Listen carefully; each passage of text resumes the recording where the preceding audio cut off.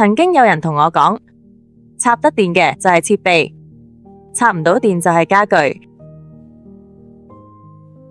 咁電動按摩椅同坐地燈算唔算係設備呢？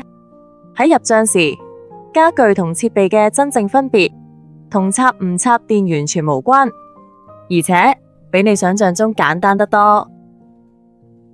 兩者嘅真正分別其實好簡單，設備係用嚟支持業務操作嘅工具，例如打印機同電腦；家具係用嚟佈置空間，提供舒適性同美觀嘅物品，例如台、凳、文件櫃。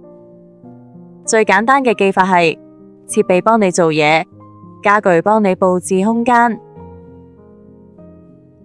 點解要分開記錄設備同家具呢？原因有3個：一、用途唔同，設備係營運工具，而家私係空間配置；二、可用年限唔同，兩者有唔同嘅使用壽命，所以佢哋嘅折舊方法亦唔同；三、有助決策，分開記錄可以幫助公司喺財務報表上清楚了解資源分配，以便作出更好嘅業務決策。下次見。搞掂企會財，隨心學，隨心聽。